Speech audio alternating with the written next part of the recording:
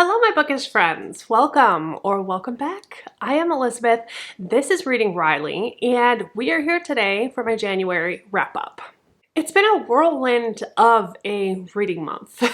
I read 16 books this month, and why? I don't know. Why? I kept telling myself, slow down, you need to do life things, and then I stopped. So it's obviously an avoidance mechanism.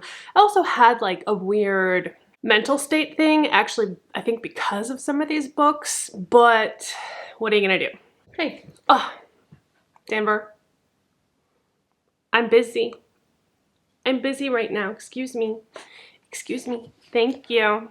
Don't mind Denver, he's just loud. He gets very excited when I talk to myself. I'm going to tell you about these books in the order that I rated them, starting with the lowest up into the highest book that I rated this month. My lowest rating this month was a 2-star. I had 1 2-star, 3 3-stars, I think 5 4-stars, and 7 5-star books. So amazing that we got 7 5-star books out of this month. Just incredible.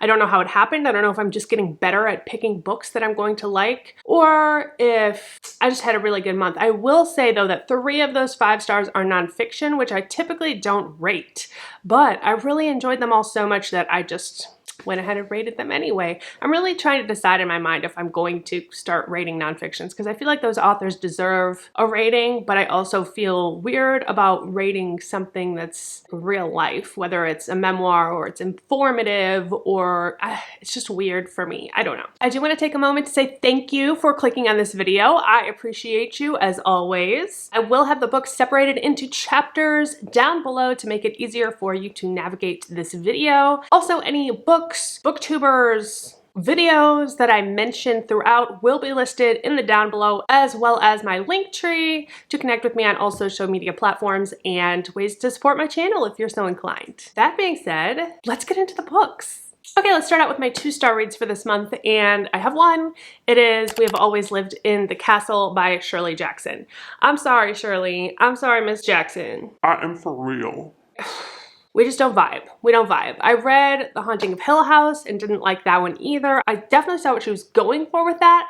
It just wasn't my style. It's hard to explain the disconnect there because I really like a character-heavy story, which is what she tends to write, but just the way she does it just doesn't work for me somehow.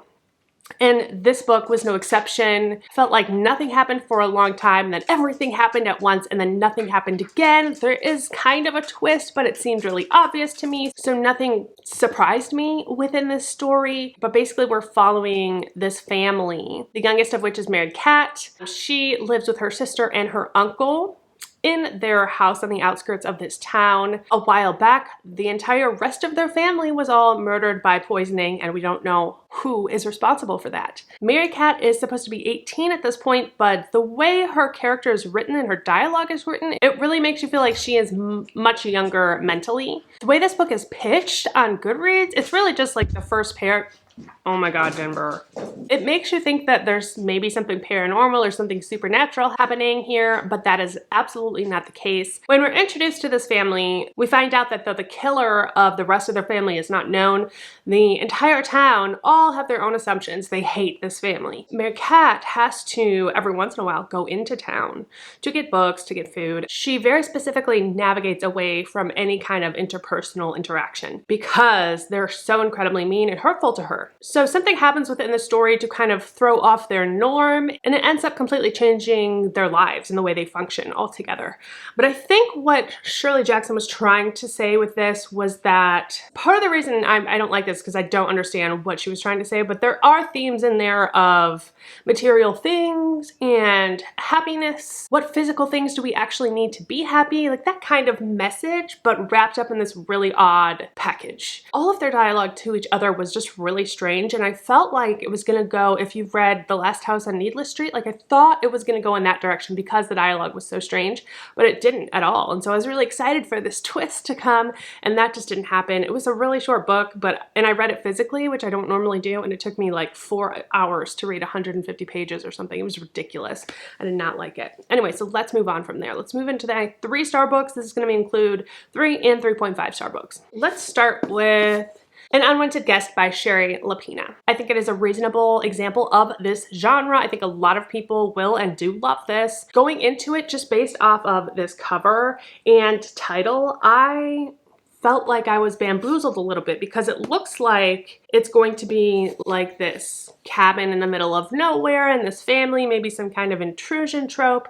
That wasn't the case, although this is an isolated thriller. It is set at a resort, I believe. Where is this set? Catskills maybe, New York. Anyway, so we have all of these people who are gathering at this resort for the night when this unexpected storm comes in. It takes out the power, completely isolates them. They have no connection to the outside world. And it's very Agatha Christie-esque. So go into this thinking that is a mystery. Do not go into this thinking that it's a thriller, because it's absolutely not. I found the same with her other book that I read recently, Not a Happy Family. That one was absolutely a mystery as well, and I went into it thinking it was a thriller and was really disappointed. Not just because of that, I just didn't like the plot of that one. This one's much better in my opinion. So the first night, they wake to find that one of them has not survived the night, and they assume it is an accident. They're trying to figure out what they're going to do with the body because they can't connect to the police or anything. Shortly thereafter, another person dies, and that is when they start to wonder if perhaps there is a killer among them. The plot was not super crazy or anything. I thought it was not bad, not great. I did enjoy the characters in this book, and I liked where it went, though it was a little bit predictable, so that's why it's in my 3-star range, but I do recommend this book. My favorite that I've read of hers so far, though, is The Couple Next Door, which is mentioned on this cover. So let's move on. The next book in this range is going to be Every Last Fear by Alex Finlay. I enjoyed it when I read it. I read this at the very beginning of the month. I had a fun time with it. I felt like once I got into it, it moved pretty quickly. It had a nice quick pace to it. Definitely thriller more than mystery. I did really enjoy a certain aspect of it. So we're following the Pine family. Our main protagonist, I believe his name is Matt. His brother is in prison, having been convicted of killing his ex-girlfriend. And he's also been the focus of a documentary. This is the part that kind of caught my interest. It reminded me a little bit of Making a Murderer. These people had made this documentary about his life and about his killing of his girlfriend without his permission, and this family is now sort of infamous because of this. So the rest of the family goes on vacation to Mexico. Matt does not join because of finals or some reason I can't remember. They tragically and accidentally all die in this horrible accident. So when Matt gets back to his dorm, he is told the news and goes on to try and figure out what happened, try and figure out what he's going to do for his funeral service. He has no one else to rely on. His brother's in jail. At the same time, the press picks up on this information, and these people who filmed the documentary series about his brother are now kind of pushing their way into the investigation, trying to get a second movie out of this family's infamy. So we go on to figure out what actually happened. You know, it's been almost a month now since I've read this. I really don't remember much of it, if I'm being completely honest, so it probably rightly deserves 3 stars as opposed to 3.5. Like I said, I had a fun ride with it. It wasn't anything amazing, no. I do want to mention, though, that I've heard since reviews that the representation for the Mexican people in this book is harmful. Keep that in mind if you plan on reading it. I really wanted to read it because I'm interested in their book that is coming out this year, and I wanted to see and kind of get a feel for the writing style of this author, although I had heard initially many mixed reviews. Let's move on. I have one more in this category. It's 3.5 stars, and that is The Bad Seed by William March. This one I read for my Creepy Child reading vlog. Several of these were included in that. I will list that down below as well. I believe this was written in 1954, and so it's got like modern classic status at this point. I was really intrigued by it because it had a psychological perspective to it. Most of the way through this book, it was 5 stars for me. Most of the way through this book, I had so much fun with this, and I was really enthralled in the action, but it ended really abruptly for me, so that's kind of brought it down to the 3.5 star level. I just didn't enjoy the ending. Basically, what's happening in this book is we're following Christine and her daughter, Rhoda. Christine's husband is out of town on business for the entire summer, so it's just mom and daughter hanging out. They go to this picnic for Rhoda's class. At this picnic, Rhoda is expecting to win this medal for most improved penmanship. She has been working hard all year to get this medal. She knows it's hers. It's in the bag, but then she doesn't win the medal. And it goes to this other kid in her class. The reasoning behind that is that his was the most improved. Hers was better to begin with, but Rhoda's pissed. She's pissed. She's not happy about this. And this boy ends up dead in the creek by the end of this picnic. Though no one specifically blames Rhoda for it, there are certain consequences that lead Christine to think that they blame her for it without coming out and saying it. So she starts to kind of investigate on her own, and she hears different sides of the story. So she doesn't know what to believe, but she's starting to wonder in her mind if her daughter is who she thinks she is and if she can in fact trust anything that she says. Along her journey to learn more about her daughter, she seeks help from her friend who is really kind of what we would call a murderino. He is obsessed with true crime. So she starts learning about these serial killers and female serial killers specifically, and then she finds a thread that may connect to her very own family. So the question is the age-old classic question, nature versus nurture. Many of the things that are talked about in this book are still super relevant today, which I found really interesting because I feel like when this book would have come out, it probably was really edgy for 1950. But we also get this kind of socialite 1950s housewife mom vibe. The dialogue is a little bit misogynistic in some ways, but you know, you have to kind of put that into context for the time it was written. And there's also I think there's multiple adaptations, but I believe the 1956 adaptation is supposed to be really, really terrifying and really good. A lot of people have told me to watch that, so that is something I still need to do. Let's move on to my 4-star books for this month. The first book I'm going to talk about is The Maid by Nita Prose. This is a mystery, but I do want to forewarn you that it is not your typical mystery. It's very character driven. It's almost like coming of age with a hint of mystery. So don't go into this expecting it to blow your mind as far as twists and turns. The main focus of this book is our main protagonist, which is Molly, the maid. Molly is super interesting. I really loved her character. You just fall in love with her. She's neurodivergent, and she doesn't necessarily pick up on social cues. So she's a little bit awkward. She's a little bit easily manipulated, unfortunately.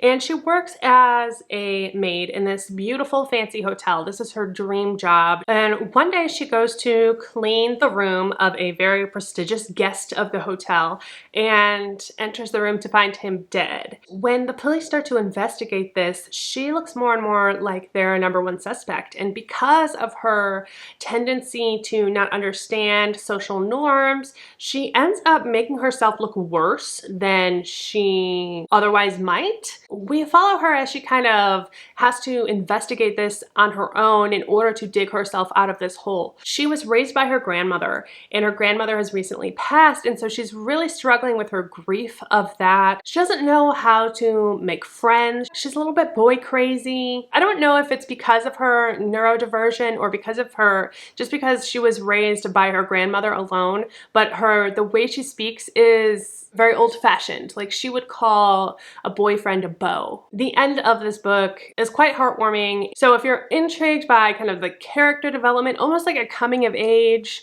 then read this. If you're in it for just the mystery aspect, you may not like it as much. So you've been forewarned. The next book I want to talk about is Shiver by Allie Reynolds. I really loved, in fact, I think this is falling more in the 4.5-star area because I really, really enjoyed this book. I didn't know much going into it, so I didn't have any expectations for it, but I ended up having a blast with this one. It's definitely a thriller. It uses the isolation trope. We are following this group of friends who are all snowboarders, either semi-pro or pro. It is dual timeline. In the previous timeline, we're following the friends as they're kind of meeting at this resort on this mountain to get ready for the snowboarding season that's coming up.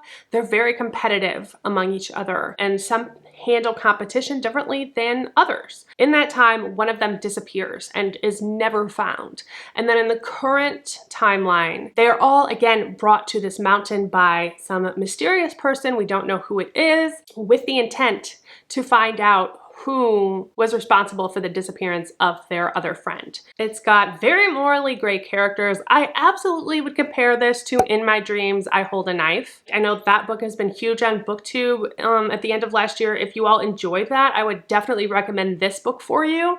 It's got the dual timeline. It's got the kind of reunion trope. It's got a love triangle. It's got morally gray characters. It's very much along the same formula, but different characters. I did learn a lot about snowboarding along the way, which was kind of fun. You don't know who to root for. You don't know who, even with these like love triangles, you don't know what's happening going back and forth. It was interesting. It was fun and definitely atmospheric, a great winter read. Next, I want to talk about Karin Slaughter. I read 2 of her books this month. This 4-star book is the second book in the Grant County series. Spoiler for this video, the first one is a 5-star, so we'll talk about that in just a little bit. I'm not going to get into the description of the series right now. We'll talk about that when we get into the 5-star book. So the second book in the series is called Kisscut. This is the first of Karin Slaughter's books that I have not given 5 stars to, and it feels almost wrong. It really pushed the limits of my depravity. Like, it was so dark. I didn't know I had a limit, but apparently I do, because this was almost too much for me. So, you know, I'm hoping the next book is about a different case that doesn't involve, it involves children. I'll just say that. So it was hard for me to get through. And so, but I still recognize Karin Slaughter's guts, her balls, the balls on that woman. Oh my God. I wish. She's just not afraid to go there, which is why I love her. It was a lot for me to handle. Let's just say that. Let's go ahead and move on to the next book, because I don't know how to even review Kisscut. 1, because it's the second in a series, and 2, because it's just makes me uncomfortable. Moving on, I want to talk about Savage Appetites by Rachel Monroe. You've probably heard me talk about this book over and over and over again in the last like couple weeks. I can't shut up about it. And it's not even the book itself. Like, the book was 4 stars. It was good. I liked it. I thought it was fun. It is a nonfiction book that examines why women are so into true crime, which is a question that concerns me, because I love true crime. You know, I kind of have this inner battle with myself sometimes. Is it anti-feminist to be into true crime? Or does just having that option make it feminist? And so I've gotten into my head a lot about like what I like about true crime, why I like it, and I tell myself it's because, you know, it makes me feel safer to learn about the victimization of women, to potentially spare myself from that in the future. But it's not just that. I think part of what this book is saying is that we have to acknowledge that women are not one-dimensional. We are not always the victims, and that there is a darker side to me that enjoys this. It's not just because I'm afraid, it's because I enjoy it. And, you know, that just makes me a multi-dimensional person. That just makes me a human being, and that's okay too. But basically, how she's exploring this concept is by exploring 4 case studies of women who have historically been connected to true crime.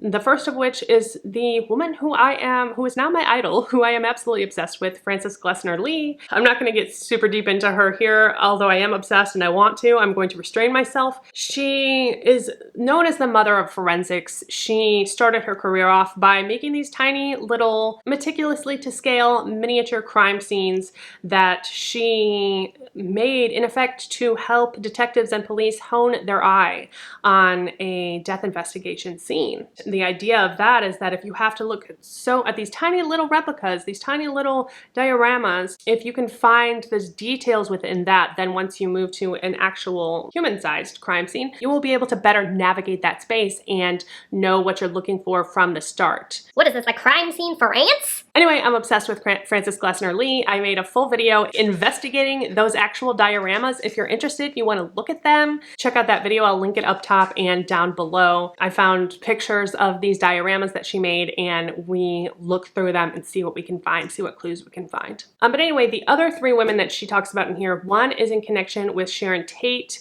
who was killed by the Manson family. One is a woman who falls in love with a murderer.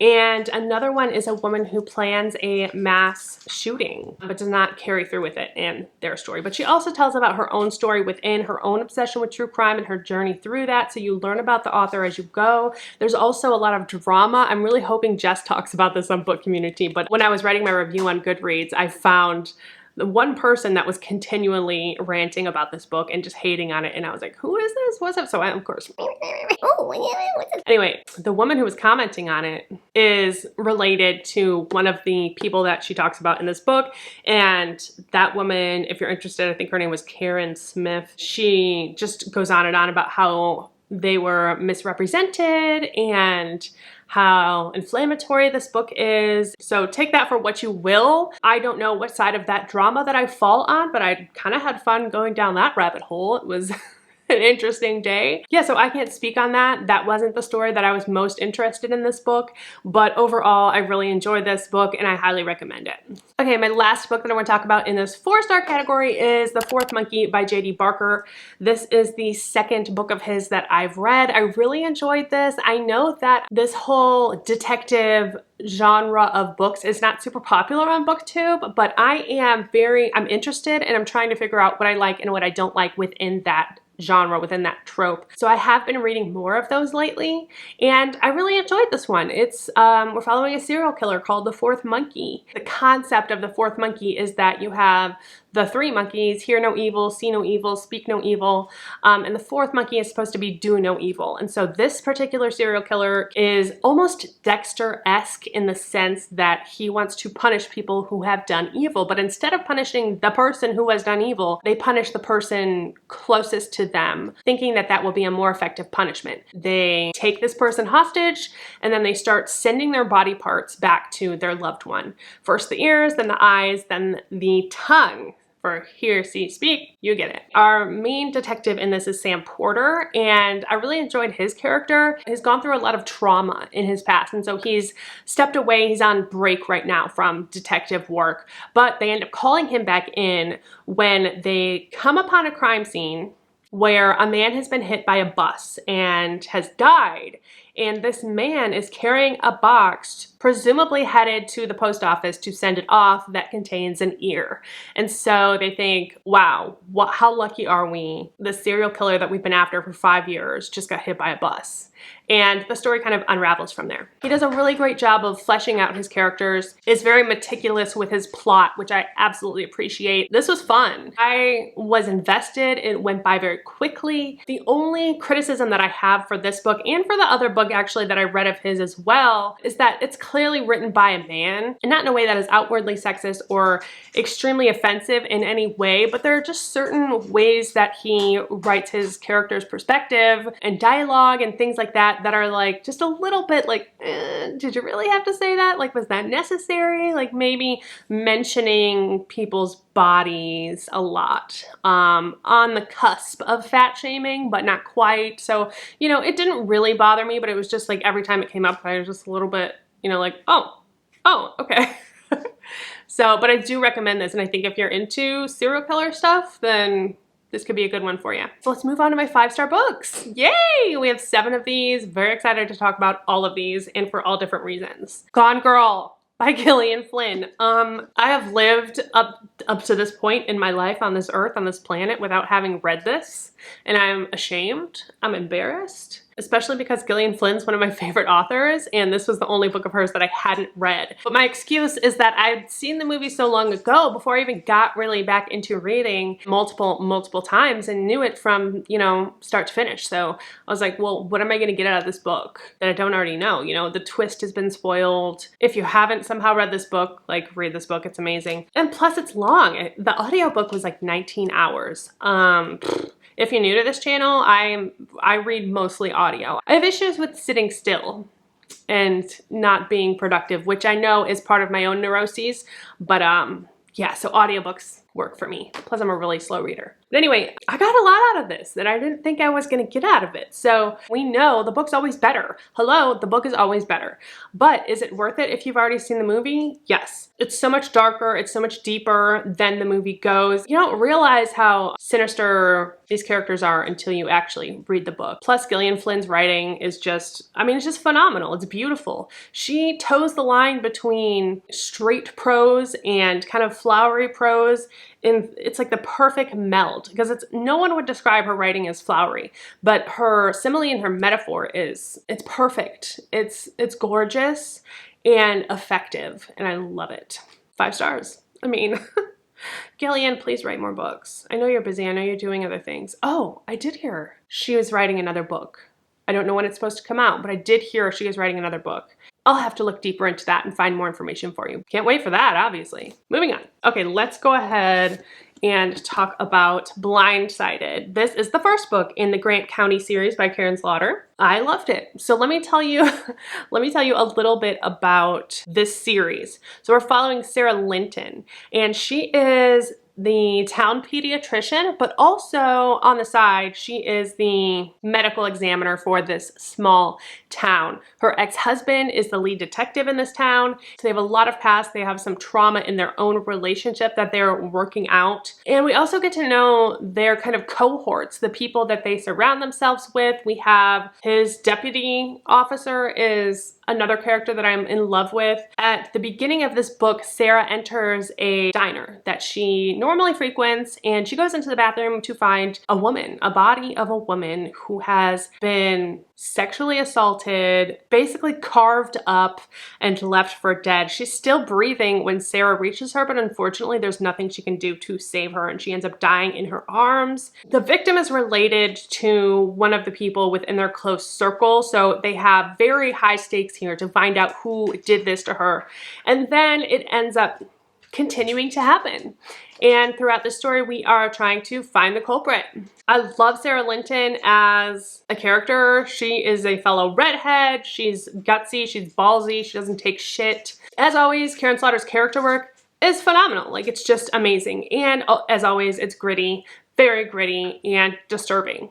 So, you know, look up trigger warnings for any of these. The audiobook narrator for this was fantastic. I will say though, for the second book, the audiobook narrator switched, and that was really weird. I guess I should have mentioned that when I was talking about it, but I'm gonna mention it now. This is set in Georgia, and the narrator for the second book, though, she did a really great job with the Georgian accent, but it was a little too much for me, and I just kept thinking of Blanche Devereaux the entire time, so it just kind of like ruined me and threw me off. And that audiobook recording obviously is much older as well, because you have this really dramatic, intense violin scale or intense piano downward scale, you know, like just in between every chapter. It was really weird. This one's done really well, and from what I understand, this narrator comes back to narrate the future books as well. So I'm very much looking forward to getting back to this narrator, because it absolutely helped my enjoyment of this book. I will leave it at that. I love Karin Slaughter, so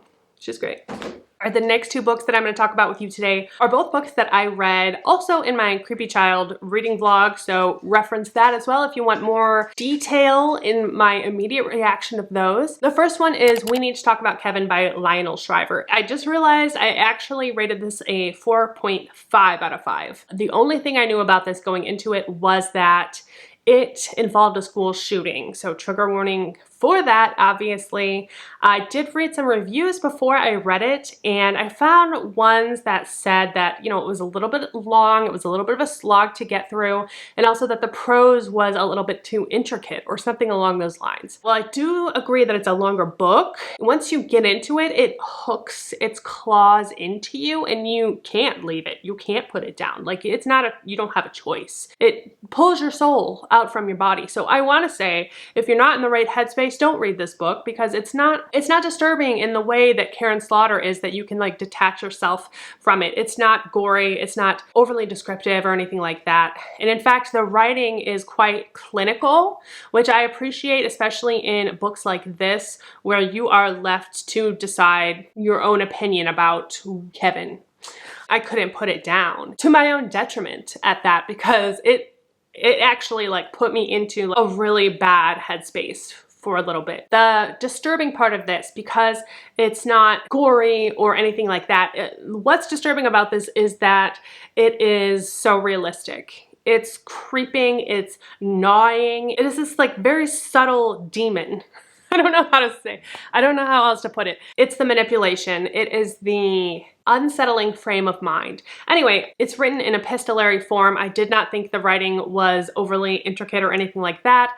Very clinical, in fact. It's written in letters from Kevin's mother, Ava. You have the central event in the story, which is the mass killing, and then we start out at the very beginning before Kevin was even born, and Ava's talking to her ex-husband, Franklin, about their relationship. They were so happy, and they had everything they wanted. They were world travelers. They owned their own business. They were wealthy.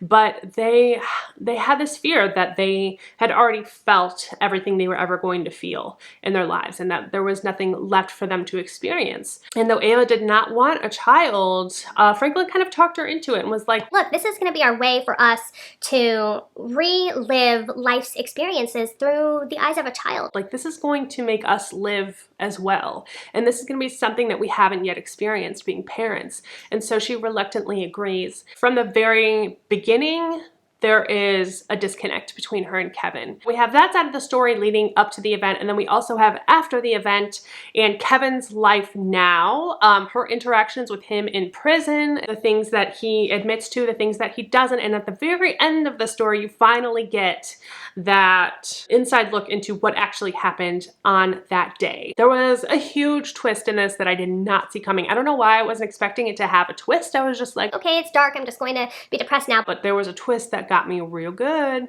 Got me real good, and I just didn't see it coming. I don't think I'll ever forget this book. It was extremely memorable, extremely disturbing. Yeah, if you can handle it, I would definitely recommend it. So let's go ahead and move on to the next one, and that is The Perfect Child by Lucinda Berry. This one I loved as well, and this one definitely was your more typical thriller. Absolutely disturbing, but I don't know, it's kind of in the middle ground because it is a little bit more graphic in a sense, but it also has that clawing, creeping vibe as well. This one was twisty, it was fast, it was in your face, it was very, you know what I mean? I don't know. Do I know what I mean? I don't know. It's just really depraved, this book. I mean, I loved it because I'm messed up. I don't know if you'll love it, but the darkness within me loved it. Something about creepy children just gets to me. Anyway, we're following this couple. He's a doctor, she's a nurse. They have a very extremely healthy relationship. They're respectful of one another. They have good communication. They very clearly love each other. The only thing that's missing in their lives is a child, and they've been wanting to have a child for a long time, but they cannot conceive. So one day, this little girl shows up at the hospital. Janie is her name, and she is incredibly emaciated. She has bones that have been broken and then re-healed incorrectly. She is just the most abused child. So the interesting thing about this setup is that you really have compassion for this family, for this little girl, for all of them from the beginning of this book. They decide they're gonna take her in. Christopher is her surgeon. He helps her out. He gets her bones set correctly, all of that stuff. They're gonna take her in, and this is their chance to be a family. Slowly but surely, Janie, although she loves Christopher, she starts having issues with Hannah, and she starts acting up. Now, the cool thing about this is also the way it's told. The very first scene of this book, you are reading from the perspective of the social worker who was in charge of this case.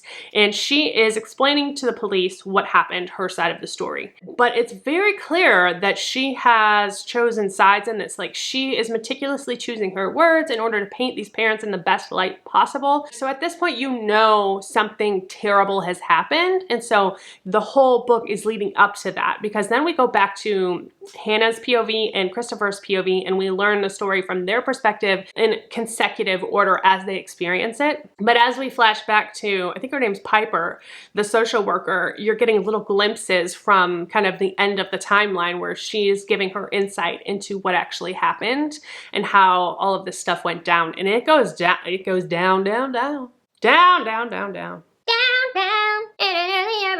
It's absolute nightmare scenario. Nightmare scenario. Anyway, if you want to be messed up for the rest of your life, read this book. Let's get into my nonfictions for the month. So the last 3 books I've left for my nonfiction reads for this month, all of which I gave 5 stars. Like I said, I just loved these so much that I felt like I had to give credit where credit is due. So the first one is Matt Haig's The Comfort Book. I love Matt Haig. I mean, it's no secret. I love Matt Haig. His writing speaks to me. A lot of people read The Midnight Library last year. That was really popular. I would say if you didn't like The Midnight Library, do not continue on with his books, because they all have obviously the same writing style, but also Even though they spread multiple genres, the theme of mental health is always there. He is like my spiritual soul guide. I just love his openness, his vulnerability about mental health and his issues with anxiety and depression, which I suffer with as well. So for me, his writing just speaks to me on this level that I connect with. He like sees my heart, sees my soul. Again, if you didn't like Midnight Library, you're not gonna like his other books probably. But for me, he can do no wrong. And anyway, the comfort book is nonfiction, so it's not like his typical books that I've read from him. This is basically just a scrapbook of sorts of things to read, look at, listen to, watch when you need a little uplifting your life. He's got playlists in here, he's got movie watch lists, he's got poems, anecdotes from his life. It was just a really quick read. This was actually the first book that I read this year. There's a lot of references to forests in here and comparing the mind to a forest and getting lost in the forest. And if you get lost in the forest, the fastest way out is to walk a straight line instead of going in circles and loops and loops. We do that in our heads a lot. We get stuck in these cycles, in these loops. We end up in the same place that we started out in, and it can be really harmful. It's like a guide to walk a straight line. That's all I'm going to say about it. If you're interested, I highly recommend this, or if you need a gift for somebody in your life that is going through a hard time, this would be perfect. Yeah, it's exactly what it says. It's the comfort book. So that's all there is to it. The next 5-star nonfiction I read was Know My Name by Chanel Miller. I knew this was going to be heavy. I knew this was going to be well done, but nothing could have prepared me for what I read. The devil's in the detail with this. When you're sitting with Chanel Miller, okay, I guess I should give backstory in case you don't know what this is. Chanel Miller was sexually assaulted at Stanford University by a star swimmer. It was in the news years ago, maybe like 5 years ago, maybe. There was a lot of talk about privilege with this case because this boy was such a star swimmer for Stanford. He was given a lot of slack. This book is sociological, it's political, it's environmental, it has to do with culture, it has to do with whiteness, it has to do with male privilege. So much packed into this book. It's devastating and it's gorgeous at the same time. I never fully knew, like I thought I knew about how when women are sexually assaulted, when they then decide to seek justice and take it to court, they are then re-traumatized just through the judicial process in general. And I thought I knew a lot about that, but I didn't. I didn't know jack. This tells you about her life and all of the things that she went through, and she speaks her opinion, she speaks her mind. It speaks about the trauma of just having to walk down a street alone. She had a lot of anger and she went through like all of these stages of grief through this. She lost years of her life to this court process, and she was interrogated because she was the victim, because she was not white, because she was insinuating that this perfect kid had done something to her. She then had to put herself up to be asked questions like, you know, how many guys have you slept with in your life? Did you have a boyfriend at the time? Why does it matter? How many drinks did you have? Things like that. It shouldn't matter, but it does. And she really is so brave and vulnerable in this book. And I just think everyone should read this. Everyone should read it, especially men probably. As I read this, I couldn't help but to connect with her and feel for her and respect her along the way. So good. Okay, so the last book that I'm going to talk about today is The Stranger Beside Me by Ann Rule. I read this for Beth's book club at Beth's All Booked. I will list her channel down below as well. She has really pushed me to read more true crime lately, and I'm really getting into it. This was my first Ann Rule, and I didn't know what to expect. I know a lot about serial killers.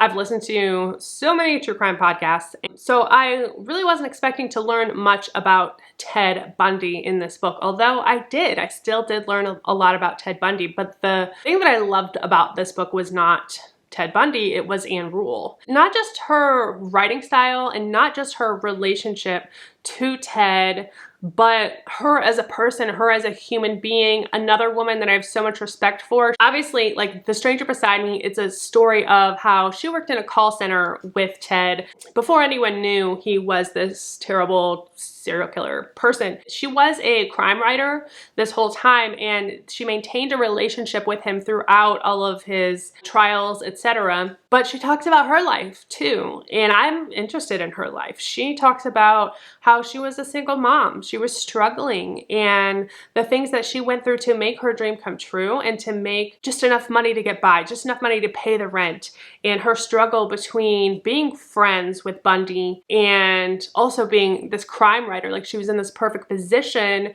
to get information from him that nobody else could get, but she really struggled with the idea of not wanting to take advantage of him because she knew him, but also maintaining a friendship that was mutually beneficial for both of them. You know, just the fact that she even considered that, like, maybe I shouldn't do this because, you know, it's not right, it's a conflict of interest, just goes to show her character as a person, whereas Ted Bundy was completely manipulating her the entire time. Every letter he wrote her when he was in prison was not for her, it was for the public. And even when she double checked with him to see if it was okay if somebody else saw it, he clearly assumed that she would show everyone. He was not talking to her, he was talking to the general public, to the police officers. He was very much portraying a specific person that he wanted to portray. That and just other people's reaction to her, the rapport that Anne had with not just him, but like the people around her, the way they react to her. And maybe it's just part of like being in that industry. Is it an industry? In that field of police officers and things. It's very sarcastic, poking fun at each other, and just very kind of laid back, dark humor type of personality. Like, I just connect with that, and I saw that in Anne Rule, and you know, I'm just so happy for her that this was her first book, and she's now become this like massive writer. Gotta have respect for her, absolutely do. And oh, I do want to mention that I listened to the audiobook for this, and the audiobook is not updated. The actual book, they have gone back and retracted some words in there and certain bits of information that weren't completely accurate anymore with the information that we now have today. But in the audiobook, she uses the R word a few times, not in a way that is like making fun of somebody, but just in reference to disabled children, which was shocking for me. Which every time I heard it, you know, oh God. Very shocking. It's crazy how far we've come. And we were discussing this in the live chat about this book too, that like even when I was a kid, it was still acceptable to use the R word. And I did. I'm ashamed to admit that I did. That just goes to show how far we've come, because I wouldn't think of speaking that to anyone. Just an interesting view of culture. That was a bad note to end this on, but that's where we're at right now, so we're doing it. That's it for my wrap up for January. Thank you so much for hanging in there with me. If you're still listening, if you're still watching, I've been making a lot of long videos lately, and it's not intentional, it's just happening. But I know there are those few of you that watch my videos to the very end, no matter how long they are, and you're just the best. I appreciate you. I just appreciate you. Don't forget to give this video a like, subscribe if you are so inclined and have not already, and go ahead and look at that down below for the books that I mentioned, along with a bunch of other information. And don't forget that life is short, so read Wryly. Cheers and goodbye.